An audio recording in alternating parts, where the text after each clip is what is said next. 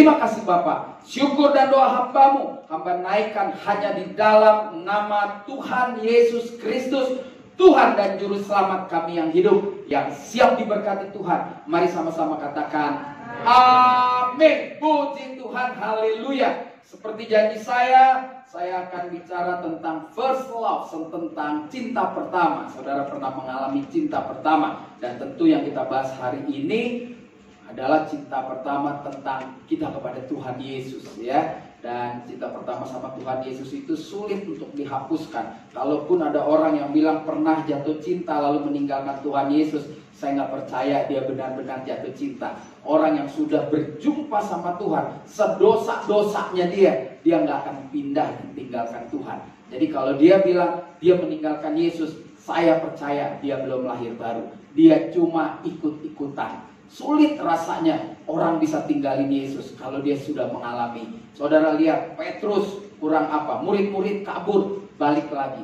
karena sudah jatuh cinta. Jatuh cinta lagi, ya, jatuh cinta, itu namanya jatuh cinta. Nah, kita akan bahas tindakan apa yang dilakukan oleh murid-murid Tuhan Yesus atau yang dilakukan oleh saudara ketika mengalami jatuh cinta. Nah, ini penting buat saudara dan saya. Makanya hari ini saya memilih tema first love. Iya, first love never die. Iya kan? Cinta pertama gak pernah mati. Ini orang-orang yang punya cinta sama Tuhan gak pernah mati. Makanya jam 10 malam masih antusias, luar biasa. Entah apapun, saya pikir gak ada motivasinya yang salah nih. Gak ada datang jam 10 buat cari mau dagang, bisnis, atau naksir cowok, naksir cewek, gak ada. Hanya orang sakit jiwa, ya kan. Jam 10 tujuannya pasti memuji Tuhan, amin. Ya minimal kalau lo insomnia ya bisa sembuh lah malam ini, ya. Nah, kita akan belajar first love. Tindakan apa yang harus dilakukan oleh orang yang sedang mengalami cinta pertama dengan Tuhan Yesus. Sebetulnya saya ingin menarik kilas ulang bagaimana dulu saudara pernah mengalami jatuh cinta. Saya percaya saudara sudah mengalami perjumpaan secara pribadi, sudah mengalami, kalau belum malam ini putuskan untuk mengalami jatuh cinta pertama sama Tuhan. Kalau sudah semua, mari kita tarik ulang. Apakah kita masih melakukan hal yang sama hingga saat ini atau mulai kendor, ya? Nah, yang harus kita lakukan apa ketika kita mengalami jatuh cinta? Tuhan Yesus bilang begini, ketika dia memberikan perumpamaan di dalam Lukas pasal 18 ayat yang pertama. Dikatakan Tuhan Yesus, yuk baca sama-sama. 1, 2, 3.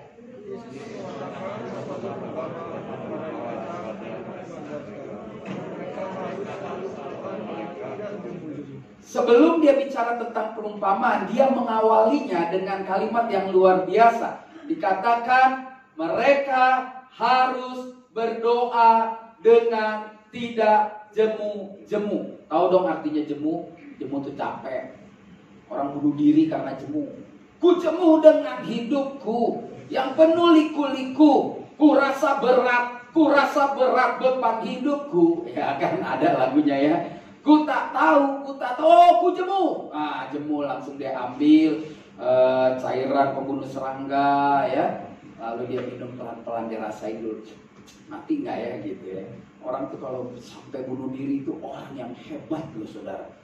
Nggak gampang loh memutuskan untuk putusin nyawa, ya saudara, ya. Nggak gampang gitu. Itu orang udah putus asanya minta ampun, ya. Jangan, Tuhan Yesus makanya bilang supaya engkau tidak putus asa, engkau perlu juga berdoa dengan tidak jemu-jemu. Jadi orang yang jatuh cinta sama Tuhan pertama-tama ketika saudara KKR, saudara bertobat, pasti yang terjadi adalah saudara seperti orang tergila-gila, gak mau dipisahkan sama Tuhan. Betul ya, pernah ngalamin. Coba baca aja Alkitab, sampai dikit-dikit orang ngomong lo tobat. Akhirnya kita sakit semua sih, ya bener kayak orang sakit. Dikit-dikit bilang masuk neraka lu mesti tobat.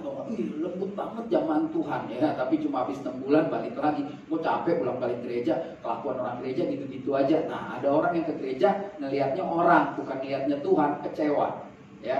Nah, gue lihat dia pimpin pujian tuh Bro itu kalau pimpin pujian gila 45 menit dia nyanyi terus luar biasa. Tapi kalau di luar kelakuannya, gue males ke gereja. Nah yang salah siapa? Bukannya yang kelakuannya nggak benar, lu yang salah karena lu nggak cari Tuhan di gereja ya. Apalagi yang cari jodoh, udah deh alamat nggak bakal balik lagi ke gereja. Apalagi kalau sudah patah hati ya kan. Bukannya aku nggak mau lagi ya kan, hanya kering patah hati ya kan. Nah saudara mari lihat, yang pertama orang-orang yang mengalami jatuh cinta pasti dia akan berdoa kepada Tuhan Yesus. Dia hobi berdoa, dia suka berdoa. Kalau saudara sudah mulai gak suka berdoa, malam ini bertobat, sering-sering berdoa. Bukan panjang-panjang, bukan pendek-pendek, tetapi sering ngobrol. Kalau sering ngobrol, lama-lama kenal, akrab. Kalau saudara bilang, gue sehari doa 3 kali, jam 6 pagi, jam 12, jam 5, itu belum tentu akrab karena jadi kebiasaan. 30 menit, 30 menit, 30 menit. Setiap saat naik mobil, ngobrol.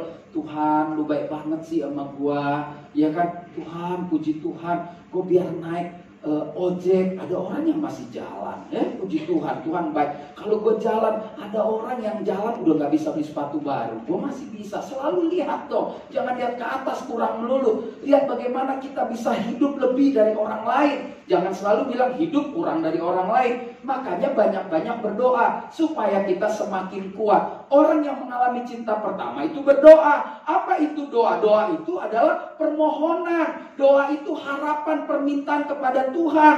Dan berdoa itu, mengucapkan doa selalu mulainya di awal dan di akhir, saudara. Maksudnya di awal bangun tidur, mata terbuka berdoa. Dan di akhir nih kita pulang sebelum tidur kita berdoa. Mana tahu gak bangun lagi besok pagi. Makanya berdoa.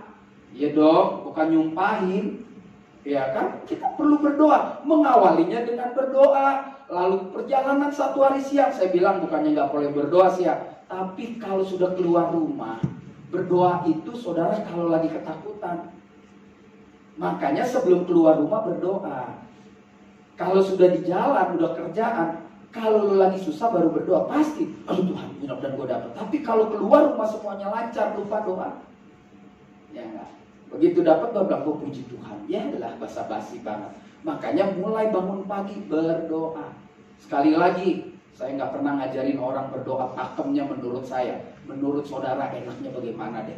Karena dia bapak yang tahu dengan dengan prinsip anak-anaknya lah, dengan keinginan anak-anaknya. Ada orang yang bisa bangun jam 4 berdoa sampai jam 6, puji Tuhan. Tapi ada orang yang mungkin bangunnya setengah 6 berdoa cuma sampai jam 6 kurang seperempat, puji Tuhan. Bukan berarti yang 2 jam lebih mantap dari yang setengah jam, belum tentu. Belum tentu. Karena saya lihat jarang pendoa-pendoa kaya, saudara. Benar, ya kan? Pendoa-pendoa yang jam 10 sampai jam 4 enggak banyak-banyak, duitnya biasa aja. Kalau ukurannya dunia, dia gagal dong. Tapi kan kita selalu pakai ukurannya Tuhan, ukuran surgawi. Dia pasti lebih sukacita daripada orang yang jarang berdoa. Ini tetap namanya sering ngobrol. Kalau saya sering ngobrol dengan bro, saya makan jadi akrab. Saya sering ngobrol sama Tuhan, saudara tahu. Lihat kalau anak saudara deket sama saudara, jalan ke mall, dia ngelihat aja kita tahu. Ya, habis ambil raport, nilainya 9998, sering ngobrol, dia lihat mainan, gak usah ngomong, gue beliin. Kenapa? Sering ngobrol, hubungannya baik, karya hidupnya baik. Lu jalan mana kalau nilainya 45, ke mall, dia lihat barang, lu deketin pasti gak gue tabok bagus, pulang. Pulang lu, lihat barang lagi, handphone baru nilai 45. Kenapa lo on? Nah, lu jarang ngobrol sih sama orang tua. Supaya kalau sering ngobrol kan orang tua, kamu banyak belajar, kamu deket, ngerti. Bilangin tuh anak saudara, nilai 45 jangan ke toko handphone, nggak ditabok mujizat, lebih pulang. Ya kan? Nah, seperti itulah kira-kira. Mungkin Yesus nggak ngomong begitu, tetapi kedekatan itu membuktikan. Mengapa kita bilang berdoa? Yesus yang adalah Tuhan aja pagi-pagi benar berdoa. Pernah dengar ayatnya?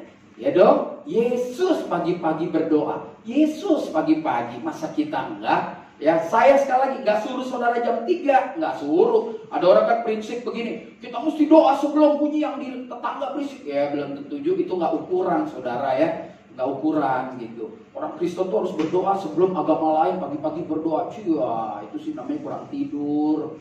Sakit juga mata ntar bengkak. Normal-normal aja. Saya lebih suka doanya pendek tapi sering.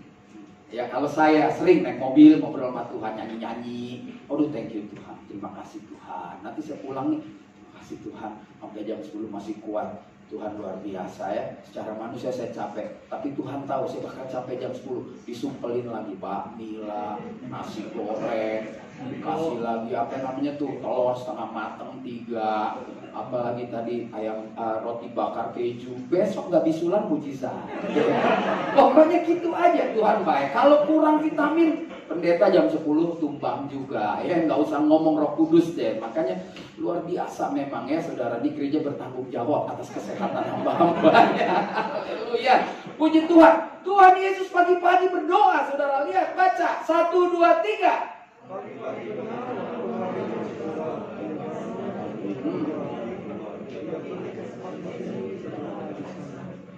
Saudara, saya mau tanya lah, kalau di jam 10 boleh ngobrol lah, tapi jangan semua ikut ngobrol kalau nggak ditanya, biar tertib. Kenapa Yesus berdoa pagi-pagi? Pak? Nah, pas lagi kita akan Bapak soalnya warna bajunya lah, kuning biru nih, antara Golkar dan Demokrat. Kenapa Yesus doa pagi-pagi? Bro? Hah? Karena banyak yang belum bangun, Pak. Karena banyak yang belum bangun. Mana kita tahu tetangga yang susah, gembala-gembala agak tidur. Ayo, ada yang bisa jawab? Ya mungkin karena pada belum bangun. Apa? Cari kehendak Bapak. Apakah harus subuh? Cari kehendak Bapak. Mulai hari yang lalu. Is oke, semua jawaban benar. Tenang aja bro. Soalnya dia bilang, sorry hari yang baru. Iya benar.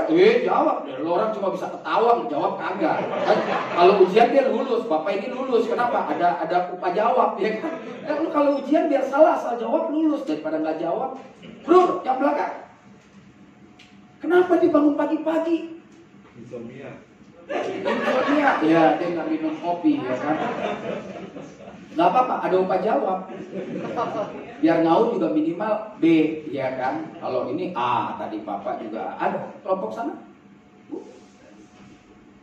Gak ada tukang catat yang mana nih? Tukang catat gak ada hari ini. Kenapa pagi-pagi? Jawabannya gampang saudara. Yesus itu fansnya banyak, penggemarnya banyak. Tapi dia gak bikin partai, datang sendiri orang sama dia. Dia bisa bayangin kalau dari sini saya renungin, dia sedang ajarkan kita. Kalau Yesus sudah mandi, udah keluar nih breakfast, orang udah rame, gak ada waktu dia berdoa. Penuh kumpul orang, betul dong? Betul, udah jalan kemana-mana orang ikut. Makanya dia tahu ketika orang masih tidur, tenang, gua mencari kehendak Bapa, gua ngobrol sama dia. Karena begitu sudah siang, gak ada waktu untuk berdoa lagi. Kenapa? Orang udah banyak. Itu menggambarkan kalau kau sudah keluar dari rumah, gak ada waktu. Kenapa? Kerjaan, dikejar target, di ini. Walaupun lo bilang dalam hati, ya gue juga berdoa. Enggak, tidak seefektif ketika saudara memfokuskan diri untuk berdoa sama Tuhan. Makanya Alkitab juga bilang, waktu malam hari, dia pergi potong jalan, menghindar dari yang lain, lalu dia berdoa, pagi dan malam. Puji Tuhan kalau mau siang juga, tapi kan siang udah kerja. Istirahat makan siang, mau ada waktu sebentar ya gue doa dulu. Ntar dibilang, munak lu munak, sok kudus, sok suci. Nah kan jadi repot. Jadi Yesus doa pagi-pagi, gampang jawaban. Karena dia sangat terkenal, dia karena sibuk kalau siang. Makanya sebelum mengambil kesibukan, dia mencari kehendak Bapa seperti Bro bilang. Dia berdoa, hari ini sepanjang hari ini saya mau melakukan apa? Terserah Bapa. Coba saudara bayangkan kalau saudara bangun pagi besok bilang, Tuhan sebelum saya keluar dari kamar saya, begitu saya keluar saya lihat anak saya udah ribet. Gak ada waktu lagi. Bilang nanti deh gue saat teduh keluar lihat anak bocah kecil udah repot dia kan. Lu gitu udah lupa doa. Terus udah sampai pergi sampai siap baru gue lupa berdoa. Jadi Yesus mengajarkan sebelum ada aktivitas rutin berdoalah. Berdoalah saudara ya. Jangan saudara bilang gue udah lahir baru. Lu berdoa gak sebelum melakukan aktivitas? Kalau belum, kembalilah ke cinta mula-mulamu. Dulu kan begitu, jangan anggap enteng ya. Saudara, orang dekat sama Tuhan aja bisa jatuh, apalagi yang jauh gitu ya. Benar, saudara lihat berapa banyak itu di YouTube yang ngaku-ngaku dekat sama Tuhan, tinggalin Tuhan. Buat saya, dia belum lahir baru. Mau ngomong apapun sama saya nggak bisa. Bagi saya, orang kalau sudah ketemu, klik sama Yesus, Sedosa apapun dia nggak akan tinggalkan Yesus. Mau mati terakhir dia tetap bilang ampuni aku Tuhan. Pasti saudara, saya baru ngalamin belum bulan ini. Sampai telepon gue banyak banget dosa gitu ya, kesaksiannya dia teleponin orang gue. Nah, Tuhan baik, tapi dia nggak tinggalin Tuhan. Tuhan mau nggak ya terima gue kalau gue mati gitu. Jadi nggak mungkin tinggalin Tuhan. Orang yang cinta Tuhan, yang pertama dia harus banyak berdoa. Yesus pagi-pagi berdoa, gak ada alasan buat kita untuk tidak berdoa. Yang kedua, tindakan apa yang harus dilakukan oleh orang-orang yang jatuh cinta, mengalami cinta pertama. Dan saudara sudah mengalami, dan saya nggak tahu 10, 20, 30 tahun yang lalu, pasti saudara lakukan senang berdoa. Dan sekarang harusnya kembali di-charge untuk senang berdoa. Mau doa jodoh kek, mau doa kerjaan kek, mau doa apapun, harus senang berdoa. Doa itu kalau saya kecil dulu sekolah adalah nafas kehidupan, ya kan? Jadi kalau doa itu ya nafas. Kalau lu berhenti berdoa, lu berhenti bernafas. Ngeri kali kata orang Medan. Yang kedua, saudara, apa yang harus kita lakukan? Yang harus kita lakukan adalah, yuk kita baca 1, 2, 3. Tetapi Yesus menjawab, ada tertulis, manusia hidup bukan dari roti saja, tapi dari setiap firman yang keluar dari mulutnya Allah. Nah, anak-anak sekarang kan kurang ajar. Betul Pak Pendeta, manusia nggak hidup dari roti saja, makanya itu kan makan bubur. Ada aja ya, yang gituan belum lahir baru. Kalau udah palingnya bercanda lah ya. Dan jangan sering-sering bercanda sama firman Tuhan ya. Saya nggak ngajarin kualat sih, jangan aja. Pokoknya bercanda-bercanda dengan firman Tuhan, hati-hatilah. Kita tahu hukum Taurat, jangan sebut nama Tuhan kita dengan sia-sia. Jadi jangan bercanda lah ya. Bercanda yang lain-lain aja lah ya. Karena itu berbahaya. Jadi yang kedua dia bilang, manusia, ini kan waktu di bukit. Manusia gak hidup dari roti saja tapi dari firman. Kenapa? Karena Yesus sedang diuji. Perut, manusia itu jatuh kebanyakan jatuh karena perut. Ya maksudnya keinginan. Pengen ini, pengen itu, pengen ini jatuh. Memaksakan keinginan sehingga jatuh ke dalam dosa. Makanya sebelum kita mengenyangkan semua apa yang perlu kita kenyangkan di diri kita, makan dulu firman Tuhan. Kalau nggak salah hari Minggu saya bilang Tuhan Yesus jawab waktu, adakah makanan pada kita untuk kita berikan kepada Tuhan kita? Yesus bilang, makananku adalah melakukan kehendak Dia. Ya kan, Bapa yang mengutus aku. Jadi yang kedua, kalau ingat-ingat cinta pertama kita, maka saudara, orang yang jatuh cinta adalah orang yang membaca firman Tuhan. Bosan saudara bilang, tiap minggu semua pendeta juga bilang baca firman Tuhan. Memang berulang-ulang dikasih tahu. Tahu saya Pak, lakuin enggak kan? Baca firman Tuhan. Kemarin saya ngobrol-ngobrol tuh sama Daniel ya. Daniel tadi tuh yang udah pulang. Saya makan ya sama ada jemaat. Ngomong-ngomong main golf saudara. Saya ngomong sama bininya, laki lo kalau main golf jam 6 berangkat jam berapa? Jam 4 kan? Ya, teman saya kan banyak juga main golf. Orang main golf gila kan? Pukul pertama berarti off, gitu kan? Jam 6, jam 4 lo. Bahkan malamnya udah rapihin semua. Gereja jam 6, berangkat setengah 6 lo. Bener lo saudara, ya kan? Gereja jam 6, bangun setengah 6. Lo tak alah si Ambon kalau nyanyi lama. Dia terlambat biasa aja. Tuhan gue bilang buru-buru belum tuh masih 4 lagu lagi. Gue tanya sama Irwan berapa lagu lagi. Ya kan. Giliran golf. Gila-gila. Yang 4 udah. Semua lapangan dia coba. Ya kan. Lu bilang kok pendeta tau aja ya temen gue banyak main golf. Kayak orang gila. Tiger Woods baru main di sana, selesai kejuaraan dia datang ke sana main, bangga gitu. Udah lu gereja telat nggak? Ya itu contoh sederhana. Ada orang mau nonton bola, ada yang masih gila nonton bola kan di sini, anak muda ya kan? Bola main jam 2 pagi, dia tunggu lo dari jam 10 malam bukan tidur. Apa aja main game nungguin. Paling bapak kalau hobi nonton bola, bukan baca Alkitab, bini disiksa. Setengah jam belum bola, aku masukin Indomie dong. Ya, yang main penting ada orang GPI, nggak ada. Ya iya dong, ini ntar malam Real Madrid main, pemainnya ada orang GPI. Dulu Tamas Pak waktu remaja kita nonton rame-rame. Kita lawan deh ke kepala, nggak bisa Bu, dia kan anak GPI ya. Ini nggak ada. Lu begadang 4 jam, lu sakit lu berobat. Tuh pemain 2 kali 90 menit, hari seminggu gajinya 200.000 pound sterling.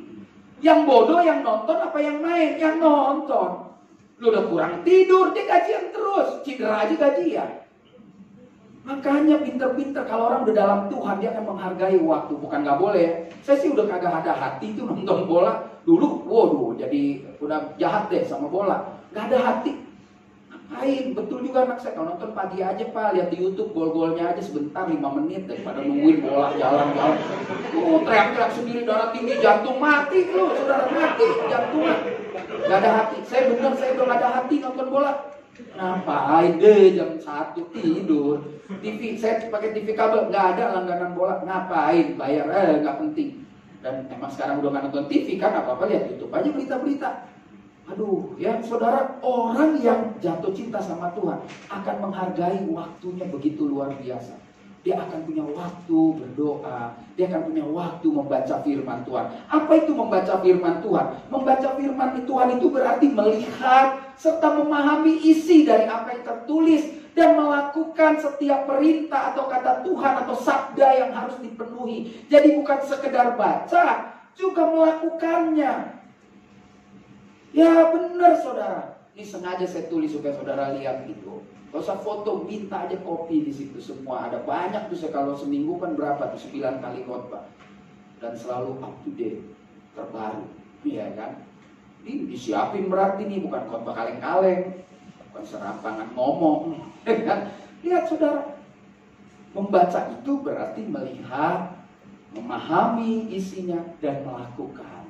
Kan keren, kekuatannya ada di mana? Ketika kita berdoa minta pertolongan Tuhan.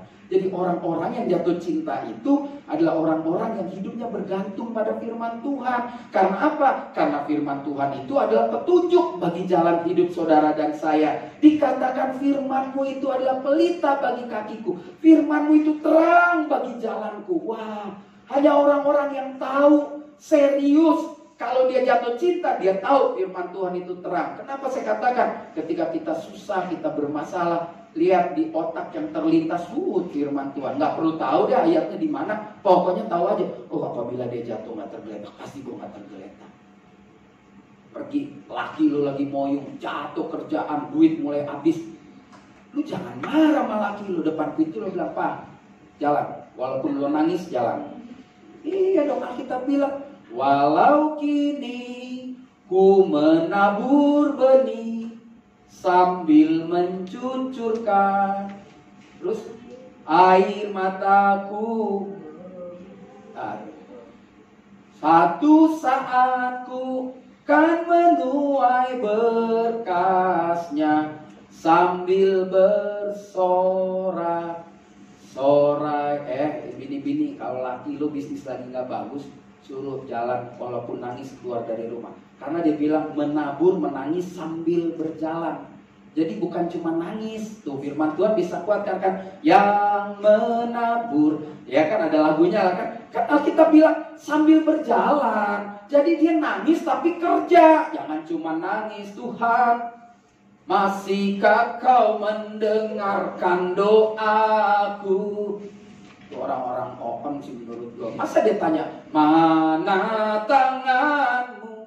Tuhan bilang tanganku gak kurang panjang untuk menopangmu. Pakai nanya mana tanganmu. Berarti lu gak pernah baca Alkitab. Masa masih ngomong, Tuhan masihkah kau mendengarkan doaku? Yeremia 29 sehari Minggu khotbah tuh. Ayat 12 bilang, kalau kau berseru, kalau kau berdoa, aku dengar. Ngapain lagi lu tanya? Masihkah kau mendengarkan? Berarti lu gak pernah baca Alkitab. Lu lihat Sanci Pak Manggolo, bohong aja lo 378 aja, nipu aja lo. Pernah 12 tahun baru tahu. Jadi orang tuh kuat. Tadi saya bilang pakai istri itu fungsinya emang begitu, ngegedor laki. Ya lu suka atau gak suka ya, ini udah takdir kayaknya gitu. Takdir itu gak bisa dirubah. Emang laki lebih kuat, emang laki yang bekerja. Walaupun perempuan boleh bekerja. Karena kan Alkitab juga jelas waktu buat dosa. Laki capek lu kerja, ya gak? Ada onak duri, lu capek lu kerja. Ya sudah. Nah tugas wanita adalah menjadi penopang. Pergi Pak. Walaupun kau menabur dengan nangis, pergi. Maju terus. Pasti pulang membawa berkasnya. Ya, laki-laki jangan jadi pecundang. Dengar baik-baik. Dia bilang, mama bapak kayak gak ada harapan. Jawaban tuh gini, makanya gue juga udah ragu kawin malu. Dasar. Wah, kasih semangat tadi lu gak pernah mau. Emang gue payah jadi cowok dah. Ambil cabai cengeng lu. Mau. Karena wanita itu kan dengan perasaan terus. Laki bohong juga ketipu. Gue kayaknya lu gak bisa apa-apa. Cewek nangis tuh. Oh, laki kan logika. Makanya kalau cewek nangis lagi berantem, cowok bilang apa? Itu aja nangis, cengeng. Lu gak pernah tahu perasaan perempuan ini perasaan. Mikir dong. Nah, kalau laki itu gitu logika kan. Mikir dong. Kalau gue ketemu kolektor, siapa yang ngadepin? Perempuan gue gitu. Nah, ngutang dia, kira ditagih gini depan pintu. Iya kan? Pinjam duit sama mertua juga gitu. Duit dong, bilang emak lu. Itu tagih, ya lu ngomong aja bilang belum ada. Laki itu penakut kadang-kadang. Iya. Cuman gayanya aja. Lah, kalau berhadapan apa-apa, cewek yang disuruh maju. Betul coba nih, bini-bini, iya gak? Gue udah tahu deh, jangan bohong sama gue.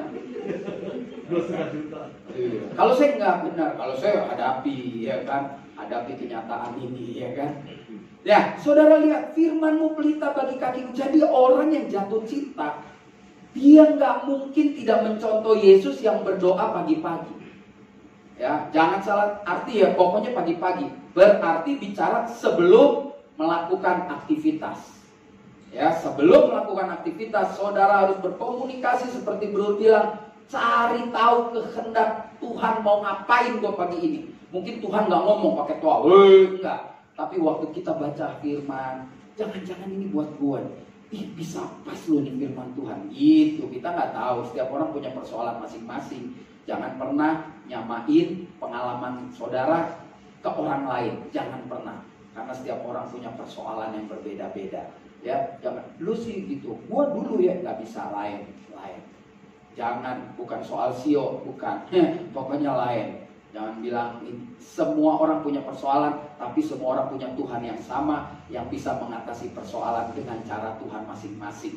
Jadi yang kedua, saudara dan saya, kalau jatuh cinta, maka saudara harus berdoa. Doa adalah nafas orang percaya. Ketiga, apa yang perlu kita pelajari? My first love is Jesus, ya. Tindakan apa yang harus kita lakukan ketika kita mengalami jatuh cinta? Dulu puluhan tahun yang lalu, apakah masih sama dengan sekarang? Kita cek menjelang jam 12 malam. Karena jam-jam segini, pesta lagi rame-ramenya. Dan Cinderella mulai lihat jam. Waduh, setengah jam lagi. Akhirnya buru-buru pulang, sepatunya tertinggal, ya. Akhirnya Cinderella menikah, ya. Kalau nonton Cinderella kan, bahagia gak dia? Bahagia, karena filmnya habis. Kalau dilanjutin cerai. Ya nggak mungkin. Keluarga ningrat sama orang kecil. Kalau dilanjutin bubar, ya kan. Untuk filmnya habis. Produsernya nggak mau terusin, ya kan. Kalau diterusin pasti cara pegang garpu dia nggak bisa. Makan sama raja-raja, ya. Nah, yang ketiga, mari kita lihat, kita belajar. Orang-orang yang jatuh cinta sama Tuhan. Nah, ini saudara, gambar ini, kalau saudara ke Israel, gambar ini ada di gereja Padang Gembala, ya. Kalau saudara masuk ke gereja tuh bagus juga buat nyanyi. Ada 3 gambar. Yang pertama, gembala menerima pesan. Yang kedua, gembala ada di kandang domba. Yang ketiga ini, gembala pulang sambil memuji Tuhan. Gembala itu saya waktu Natal 2 tahun lalu pernah cerita, adalah orang yang stratanya rendah, ya, yang nggak mungkin boleh nyembah Tuhan sembarangan. Ngomong Yahweh potong kepala. Gembala lagi, orang imam aja ngomong Yahweh nggak berani, ganti Elohim, ya kan? Sembarangan. Tapi dia pulang dari Bethlehem, dari Nativity Church, kembali lagi dengan memuji-muji Tuhan. Bayangkan kalau tengah malam dia nyanyi, orang lagi rame di Bethlehem. Kenapa rame? Tahu kenapa lagi rame di Bethlehem? Lu ngaku Kristen, ya, karena orang lagi pulang sensus, ya dong. Jadi Bethlehem itu lagi rame, belum lagi penduduk asli. Sambil sisa ada kelewat gembala pakai kambing nyanyi, dia kan nyanyi Avenu Shalom Alahim. Orang bingung, ini orang gila ya sebut-sebut nama Tuhan. Siapa nih orang? Ternyata orang kalau sudah mengalami Tuhan, hidupnya itu adalah hidup yang sulit dikendalikan oleh dunia lagi. Lihat, maka kembalilah gembala-gembala itu sambil memuji dan memuliakan Tuhan. Karena segala sesuatu yang mereka dengar dan mereka lihat, semuanya sesuai. Sesuai kenapa? Karena di ayat 8 dikatakan malaikat datang dan mengatakan di ayat selanjutnya sampai 14, hari ini telah lahir bagimu seorang juru selamat, yaitu Kristus Yesus Tuhan di kota Daud. Kamu akan menemuinya dibungkus dengan lampir. Dan dia datang sampai di sana. Alkitab menulis apa yang dia dengar dan dia lihat sama. Ini kan luar biasa. Jadi orang yang mengalami perjumpaan sama Tuhan, pasti hidupnya hidup yang memuji dan menyembah Tuhan. Bohong, omong kosong jatuh cinta sama Tuhan kalau nggak pernah memuji menyembah Tuhan. Ini bukan soal suara bagus. Suara bagus adanya di panggung. Kalau nggak bagus ya di rumah aja nyanyi. Karena Tuhan nggak batasin di panggung dan di rumah. Tapi saudara nggak boleh paksa gereja. Memuji Tuhan dari hati, Bu Gembala. Jadi saya mau dong mimpin pujian. Lu fales, Tuhan terima jemaat nek. Lu mau gereja jemaat nek. Begitu lo pimpin pujian semua pada belagak keluar. Begitu firman baru masuk. Makanya kita juga mesti ukur apa yang menjadi talenta kita, apa yang menjadi bakat kita. Terima tamu juga bakat. Persembahan jalanin kolektif juga bakat. Sama kok semua melayani Tuhan. Semua orang tapi harus memuji Tuhan. Di rumah sambil nyuci, laki gak pulang-pulang, lo puji Tuhan dong. Bukan pulangkan saja aku pada ibuku. Tetangga bilangnya gereja-gereja nyanyi, malu aku malu, semut pada merah. Iya kan? Bingung saudara. Aduh, orang Kristen lucu. Kalau lagi sedih, lagi kesel, nyanyi lagu Tuhan dong. Lu lagi gak kasih duit belanja, nyanyinya sukacita. Glory, glory, haleluya. Ya lagi lu malu. Lagi ini gue gak tau malu, gue gak kasih duit belanja. Dia telepon temennya, gue gak kasih duit belanja, dia nyanyinya sukacita. Gila kuat dong, dia gak tahu. Ya kan, ya biar aja gitu. Nanti dia pulang gak bawa duit ya, paling lu lagi diinfus, ya kan.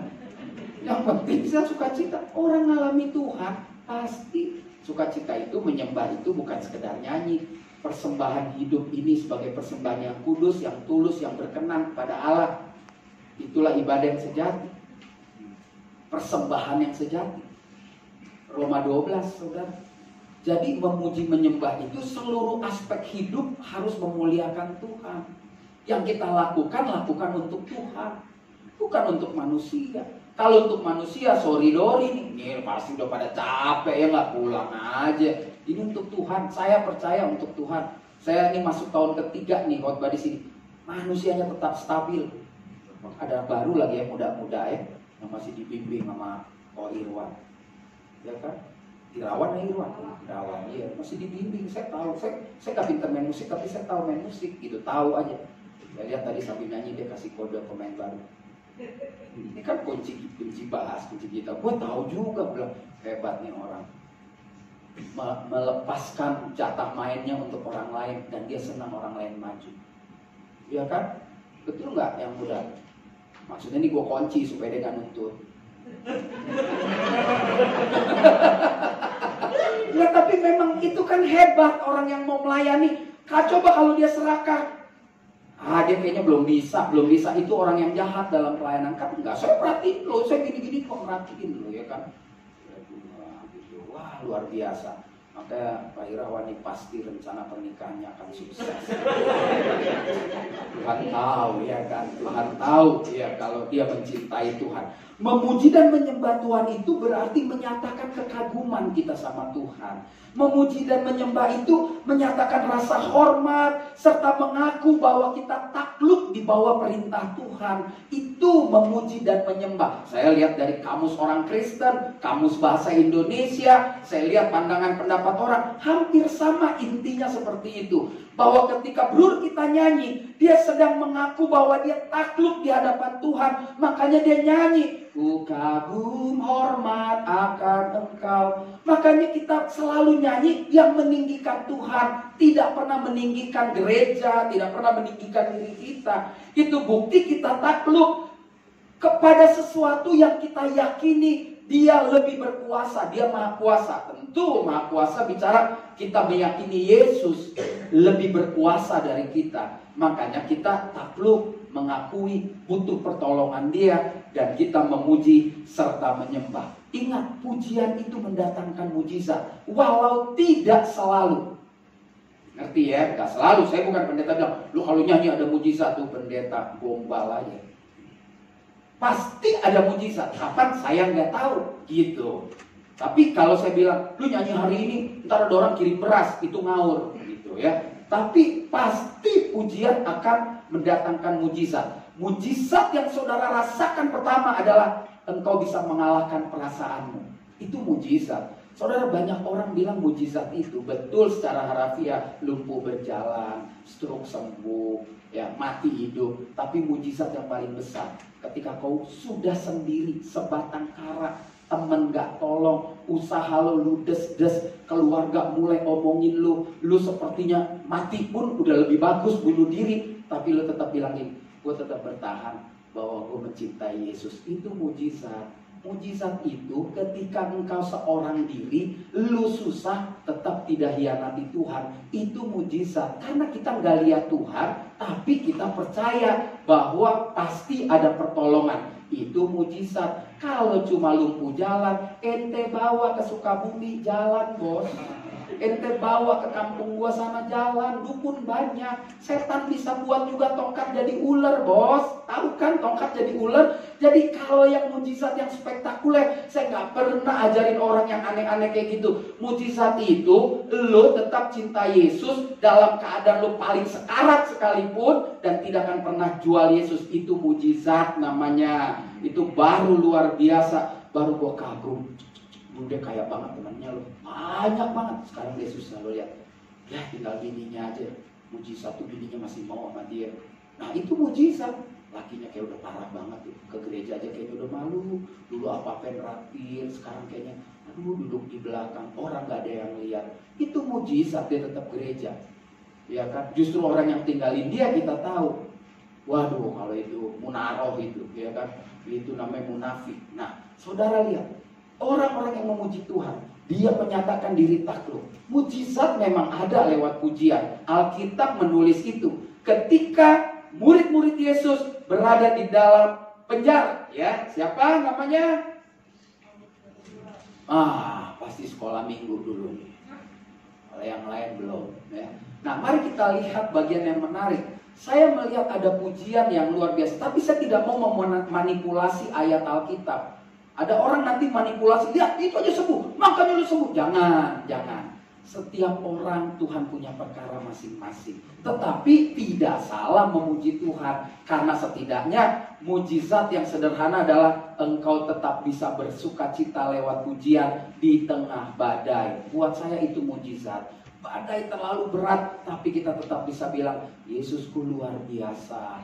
Berjalan bersama Kristus, wow luar biasa. Tuhan adalah gembalaku, takkan kekurangan aku. Walaupun lu lagi kurang, lu ngomong begitu.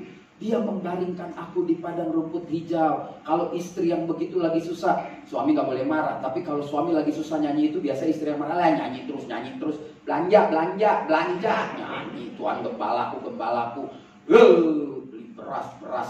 Beras nasional lagi yang KW3 asal kenyang.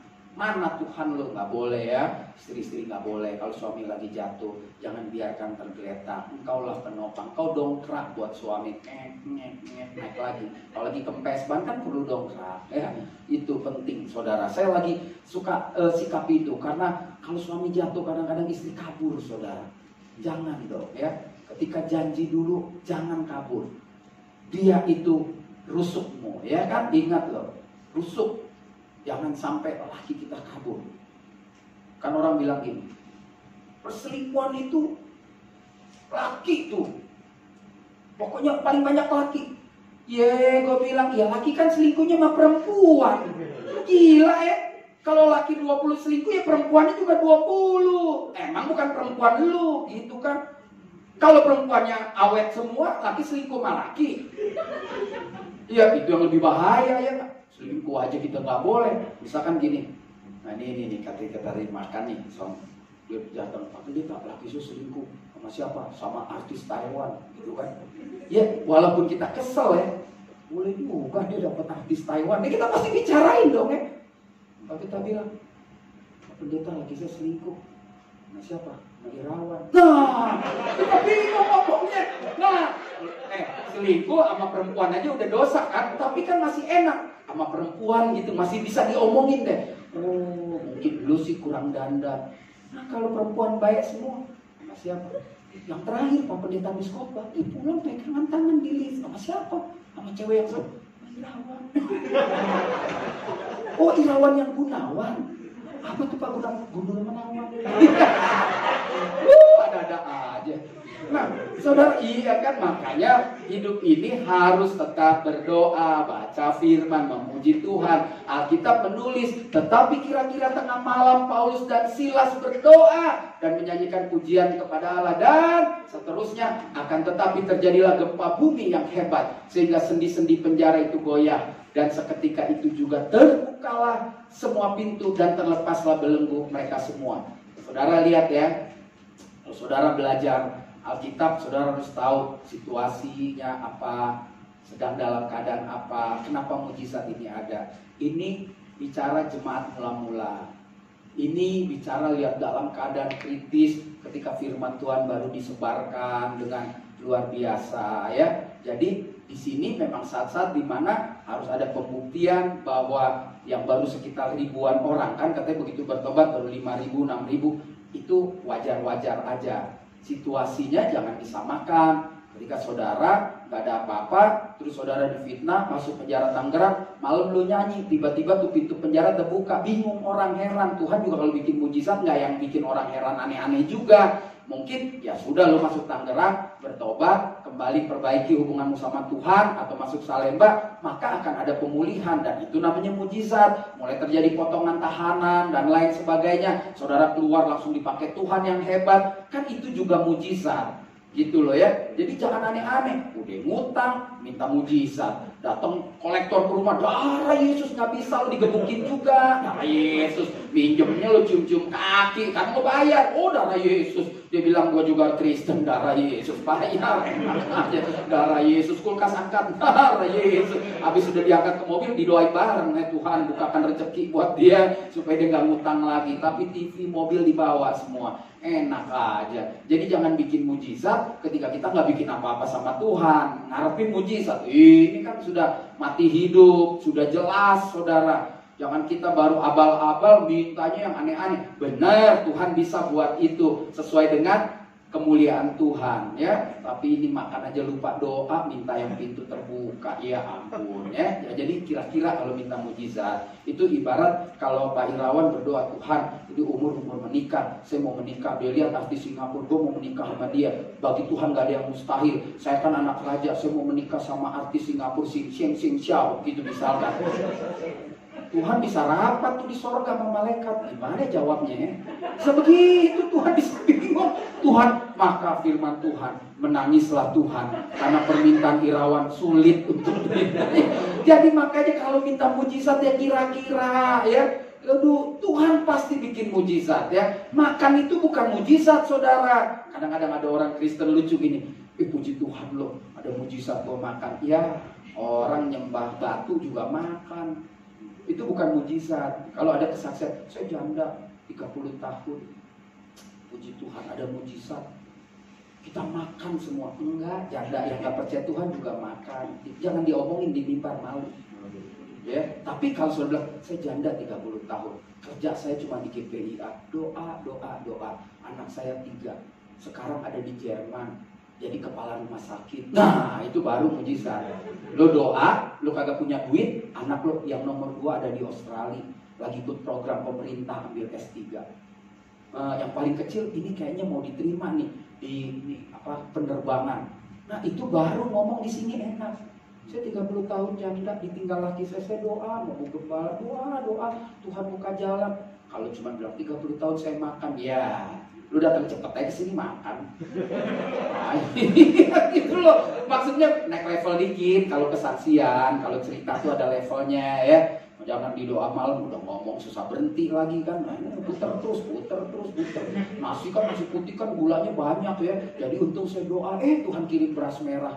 Ngaco ya. Nah, saudara, itu jangan yang aneh-aneh. Makanya puji Tuhan aja. Nanti lihat hasil memuji Tuhan, saudara akan lihat ada mujizat yang luar biasa. Sesuai dengan takaran Tuhan, bukan takaran saudara. Yang keempat, saudara, wah udah 0-0, penutup. Sudah rela belum pulang, baru lagu terakhir. Kalau zaman saya ini lagunya udah thank you Mr. DJ gitu kan, udah mau pulang ya. Nah, tindakan apa yang harus kita lakukan? Yang harus kita lakukan, melakukan perintah Tuhan. Ya kan, setelah kita berdoa, setelah kita baca Alkitab, setelah kita memuji, maka tugas saudara adalah melakukan perintah Tuhan. Tetapi hendaklah kamu menjadi pelaku firman dan bukan hanya pendengar saja. Sebab jika tidak demikian, kamu menipu diri sendiri. Kalau saudara bilang, Pak, saya sudah berdoa, saya sudah baca firman, saya sudah puji-pujian, udah cerita belum keluar tentang Tuhan. Ini penting. Kan itu kita bicara yang pertama, 3 pertama itu masalah kita sama Tuhan. Sekarang masalah kita sama manusia dong. Hablum minanas. Apa kesananya? Ada yang pernah mantap? Hablum minanas, hablum. Bahasa Arab? Gak ada yang tahu? Wah, sukran. Habibi. Ada, coba sebutin. Hablum minanas. Itu benar kepada Tuhan, kepada manusia. Betul ya? Hablum minanas, hablum minangka. Habis kita jawab. Banyak makan nangka loh, lengket. Ya kan? Kalau dibilang penistaan, apa penista? Ya kan? Nah, saudara lihat. Orang Kristen itu harus pada akhirnya melakukan firman Tuhan. Nggak ada jalan. Saudara jangan bilang, gua jago, gua doa 5 jam. Nggak ada cerita. Keluar. Jadilah berkat. Keluar, beritakan. Bukan yang ngoceh-ngoceh di jalan, ditangkap. Maksudnya memberitakan dari gaya hidup saudara, bahwa saudara adalah orang yang sudah mengalami jatuh cinta dengan Tuhan. Nah, lihat saudara, perhatikan baik-baik. Apa itu melakukan firman Tuhan? Melakukan firman Tuhan berarti mengerjakan. Mengadakan. Nih ibadah ini mengadakan namanya. Ya kan? Mengerjakan nih yang main-main musik, saya nih yang jalanin kolektor, nih yang lebih luar biasa lagi, mempraktekkan. Dan ada kata melazimkan, lazim. Orang Kristen itu rupanya melakukan firman Tuhan itu lazim, bukan nggak lazim. Kalau kita kumpul, orang kadang-kadang suka nggak lazim deh. Orang lagi ngomong-ngomong, tiba-tiba kelakuannya nggak sama. Nggak bisa. Orang Kristen harus melazimkan kebenaran. Jangan bilang nggak lazim, gitu ya, tahu artinya lazim. Kalau nggak, lihat aja di Kamus Bahasa Indonesia. Saudara dan saya harus menjadikan sesuatu yang diyakinkan sebagai kebenaran yang mutlak di hadapan Tuhan, di dalam Tuhan yang kita percaya. Itu mutlak. Ya kan? Jadi, si Bro nih, mimpin pujian mulu. Kayaknya Kristen ini nggak lazim deh. Ngaco loh. Justru itu dia lazim menjadi orang Kristen. Menjadi orang Kristen. Kalau saudara jemaat GPIA, ya ibadah Kamis ini sesuatu yang lazim. Gereja yang tidak melakukan akan bilang, nggak lazim hari Kamis ada ibadah. Kacau yang ngomong begitu. Iya kan? Kalau perlu ibadah nggak ada istirahatnya. Senin, Selasa, Rabu, Kamis, Jumat, itulah nama-nama hari. Iya kan? Iya dong. Jangan bilang segala sesuatu yang kita lakukan yang namanya bersekutu nggak lazim. Itu ngawur. Selama kita lakukan untuk menyenangkan Tuhan, memuliakan Tuhan, itu sesuatu yang diharuskan. Lazim, caranya mungkin memang nggak selalu harus di dalam gereja. Melakukan firman Tuhan itu perintah Tuhan Yesus. Bukannya perintah dari mimbar ini oleh pendeta. Karena Tuhan Yesus bilang demikianlah hendaknya terangmu bercahaya di depan orang supaya mereka melihat perbuatanmu yang baik dan memuliakan Bapakmu yang di surga. Jadi prinsip orang yang jatuh cinta sama Tuhan, cinta mula-mula yang kelihatan dalam hidupnya. Dia pakai bahasa gaul ya. Dia tergila-gila berdoa, tergila-gila baca Alkitab, dia tergila-gila memuji Tuhan, dan dia tergila-gila untuk menjadi berkat. Kalau saudara pernah mengalami ketemu Tuhan, pasti awal-awal seperti itu. Saya dulu pertama tobat, memang kayak orang gila. Sampai mama saya bilang geloteng terus tuh, ngoceh sama kaca. Saya kan waktu SMP tobat, khotbah sendiri di kaca. Saudara-saudara, kata emak gue, Udah gila tuh anak gue ini. Padahal emak gue pendoa. Dia ngakak sama teman-temannya. Begitu gue udah jadi pendeta, dia liatin gue, bilang lo kayak Sarah lo dulu. Dibilang Butin ngakak, sekarang udah punya anak, lo diam nih, gue nih udah jadi lo. Ayo. Ah ya begitu dong. Tapi ya gue sayang sama emak gue, karena hasil doa dia gue jadi begini kan, nggak bisa dibohongin gitu loh saudara ya. Bagaimanapun apa yang terjadi ini hasil doa orang tua semua. Di doa ibuku namaku disebut, bapak nggak pernah nyebut emangnya. Sampai kalau itu kedua orang Batak nyanyi, bapaknya yang meninggal diganti di doa bapakku namaku disebut, tidak mudah-mudahan nggak mungkin orang bapak yang waktu hidup.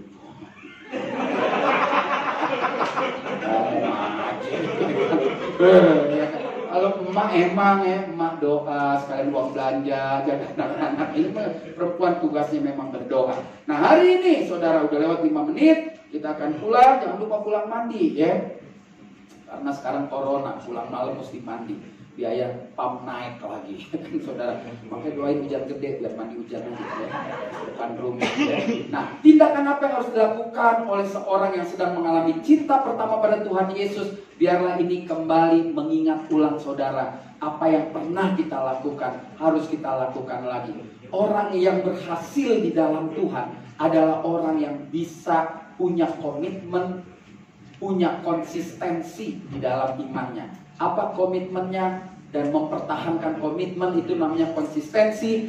4 hal ini, terus berdoa kepada Tuhan Yesus, membaca firman Tuhan Yesus, memuji menyembah Tuhan Yesus, melakukan firman Tuhan Yesus. Saya tambahkan di belakangnya Yesus supaya jelas, karena semua orang bisa ngomong Tuhan, tapi hari ini saya ingin katakan Tuhan kita Yesus Kristus. Haleluya. Beri tepuk tangan yang meriah buat Tuhan kita.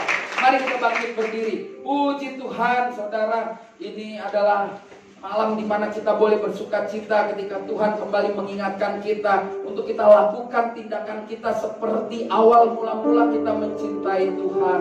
Terima kasih. Terima kasih. Katakan, ku mau cinta Yesus selamanya. Ku mau cinta Yesus selamanya. Meskipun badai silih berganti dalam hidupku, ku tetap cinta Yesus. Naikkan sungguh-sungguh dengan sikap doa. Ku mau cinta Yesus selamanya. Ku mau cinta Yesus selamanya. Meskipun badai silih berganti dalam hidupku,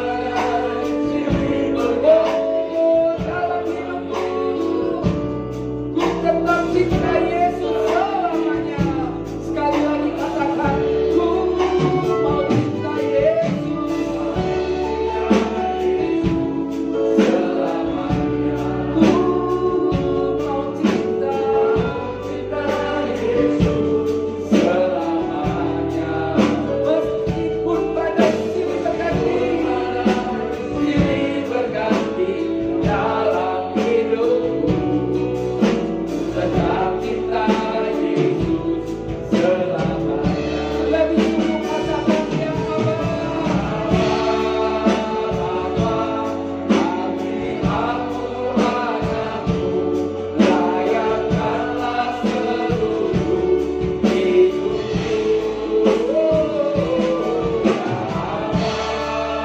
Bapa, ini aku anakmu, pakailah sesuai dengan kehendakmu.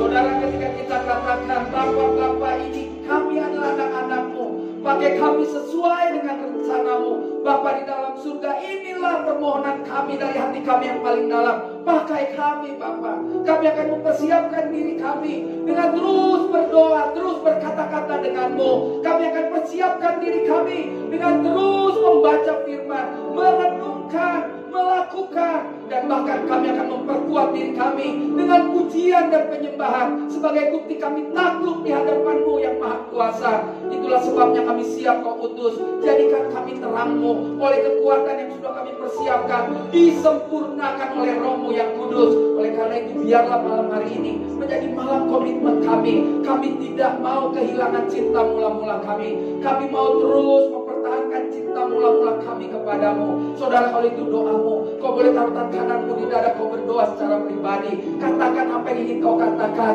agar cinta mula-mulamu tidak luntur, tidak hancur oleh karena kebiasaan, tetapi kau tetap mempertahankan karena kau benar-benar mencintai Bapa di surga. Haleluya. Haleluya. Ambil waktumu 1-2 menit saja. Katakan isi hatimu kepada Tuhan menjelang pergantian hari ini. Terima kasih.